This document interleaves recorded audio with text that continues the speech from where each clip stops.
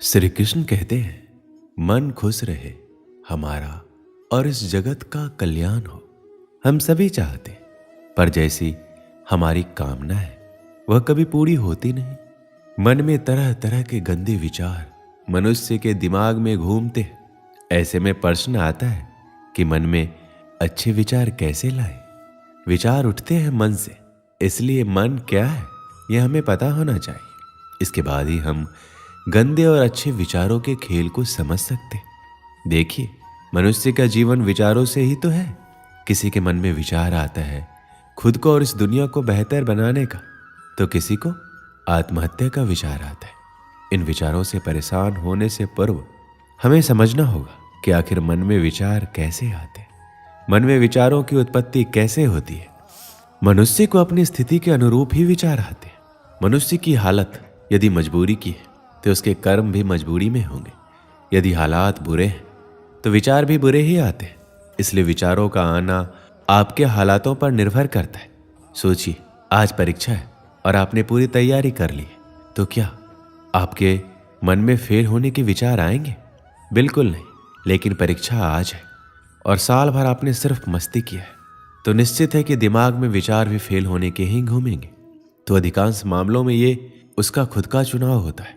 आप परीक्षा के लिए पढ़ाई करें या ना करें, यह आपका चुनाव है। इसलिए अगर आपका चुनाव ही गलत है तो फिर विचार गलत ही होंगे। इसलिए देखा होगा, प्रायः लोग जिस काम में लगे रहते उस काम में भी बुरे विचार उनके दिमाग में छाए रहते।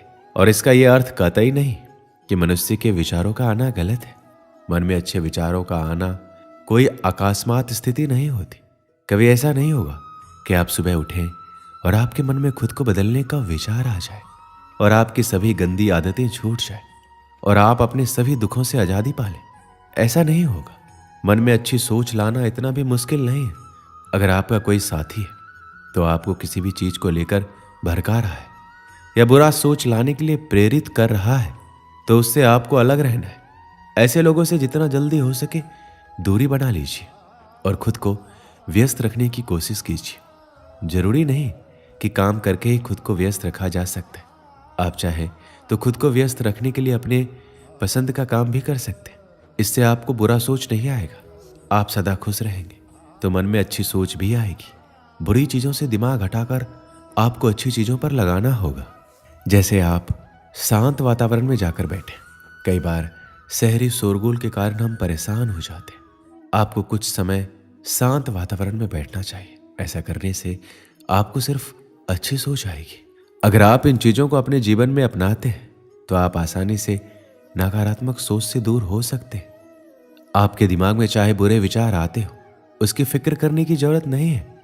जब आप सुबह उठे तो एक अच्छा विचार सोचें और एक अच्छा वाक्य खुद से बोलने के लिए तैयार रखें। जैसे कि मैं आज बहुत खुश हूँ, आज मेरी मनोकामना पूर्ण होगी, या मैं अच्छे विचारों वाला व्यक्ति हूँ। आप कोई भी सुविचार सोच सकते हैं। तो यह अभ्यास आपके जीवन को बदलने के लिए कुछ दिनों बाद सक्रिय होने लगेगा।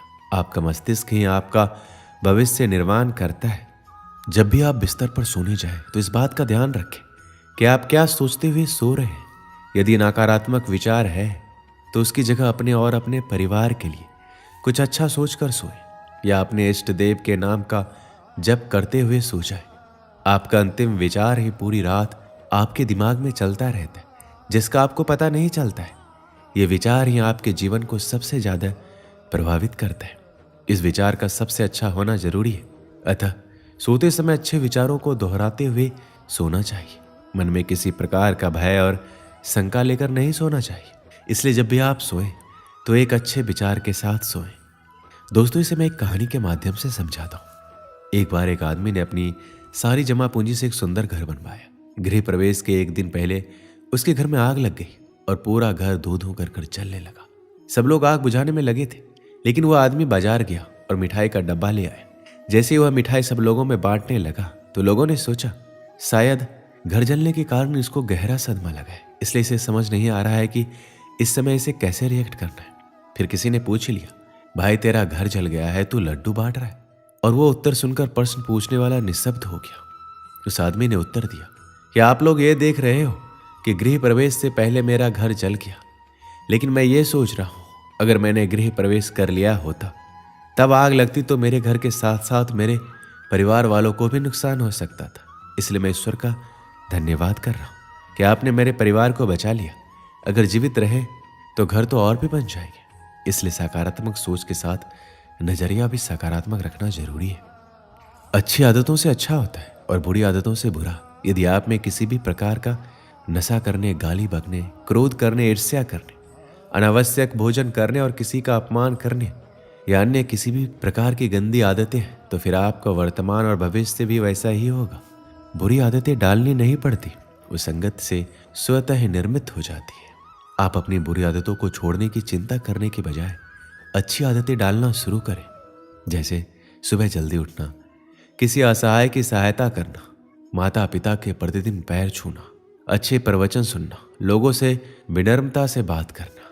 खुद की और अपने मित्रों की गलतियां स्वीकार कीजिए। खुद का मतलब ये है, यदि आपसे घर, कॉलेज, ऑफिस या अन्य कहीं पर गलती हुई है तो इसे स्वीकार करने में कोई हर्ज नहीं है। गलतियों पर पर्दा डालने का प्रयास करेंगे तो आप लोगों की नजर में गिरते जाएंगे। काम करने वाले इंसान से गलतियां होती है, ये कोई बड़ा अपराध नहीं है, लेकिन इसे स्वीकार नहीं करना अपराध होता है। यदि आपके किसी मित्र, सहयोगी, परिवार के सदस्य या रिश्तेदार से कोई गलती होती है तो उसे भी स्वीकार करके उसको माफ करना जरूरी है। देखिए, जब इंसान के कदम उसे किसी नई मंजिल की तरफ ले जाते हैं तो अक्सर उसे पीछे मुड़ के देखने का मन करता है, क्योंकि उससे उसकी खट्टी मीठी यादें जुड़ी रहती है। कुछ सुविधाएं भी उसे वहां मिलती है। इसी तरह जब आप नया जीवन जिएंगे तो बीच में कुछ परेशानियां आ सकती है और इन बातों से मन घबरा कर वापस उस पुराने सड़े गले जीवन को जीने के लिए बाध्य करेगा। ऐसी स्थिति में हिम्मत दिखाइए, श्री कृष्ण को याद कीजिए और जो बेहतर जीवन जीने का चुनाव किया है उस पर आगे बढ़ते रहिए। पुराने समय में एक सेठ नदी किनारे वाले गांव में रहता था। कभी कभी नाव में सामान भरकर दूसरे गांव में व्यापार करने जाता था। उसके आसपास बहुत धन संपत्ति थी। वह नाव से सफर करता था, लेकिन तैरना नहीं जानता था। एक दिन वह दूसरे गांव से सामान बेचकर अपने घर लौट रहा था। नदी के बीच में उसकी नाव में छेद हो गया। नाव में पानी भरने लगा। सेठ डरने लगा कि अब वो डूब जाएगा। तभी उसे थोड़ी दूर एक मछुआरे की नाव दिखाई दी। सेठ ने मछुआरे को आवाज लगाकर अपने पास बुलाया और बोला कि मेरी नाव डूब रही है, मैं तैरना भी नहीं जानता। भाई, तुम मुझे बचा लो, मैं तुम्हें अपनी पूरी धन संपत्ति दे दूंगा। मछुआरे ने उसे अपनी नाव में बिठा लिया। मछुआरे की नाव में बैठने के बाद सेठ की हालत थोड़ी सामान्य हुई। अब सेठ कुछ सोचने लगा। वह मछुआरे से बोला, भाई, अगर मैं तुम्हें मेरी पूरी संपत्ति दे दूंगा तो मैं अपने घर परिवार का पालन कैसे करूंगा? मैं तुम्हें पूरी नहीं, आधी संपत्ति दूंगा। मछुआरा चुपचाप नाव का चप्पू चला रहा था। सेठ फिर सोचने लगा। कुछ देर बाद उसने मछुआरे से कहा, भाई, मेरी संपत्ति में मेरे बच्चों का भी अधिकार है, मैं तुम्हें आधा नहीं, 1/4 संपत्ति दूंगा। मछुआरे ने कुछ नहीं कहा। कुछ ही देर में नाव किनारे पहुंच गई। अब सेठ की सोच पूरी तरह बदल चुकी थी। वह सुरक्षित किनारे पर आ गया था। सेठ ने सोचा, इसने मेरी जान बचा के कोई बड़ा काम नहीं किया, ये तो इसका धर्म था। ये सोचकर सेठ ने मछुआरे को सोने का एक सिक्का देना चाहा, लेकिन मछुआरे ने ये लेने से मना कर दिया। सेठ ने वह सिक्का भी अपने पास रख लिया और वहां से चला गया। दोस्तों, इस कहानी से हमें क्या सीख मिलती है कि हमारे मन में अच्छे काम के लिए विचार बहुत कम आते हैं, और जब भी कोई ऐसा पुण्य कर्म का विचार आए तो वह काम तुरंत कर देना चाहिए। समय के आगे बढ़ने के साथ साथ हमारे विचार भी बदल जाते हैं। दोस्तों, इस वीडियो में बस इतना ही। मिलते हैं अगले वीडियो में। अपना ख्याल रखिएगा। जय श्री कृष्ण।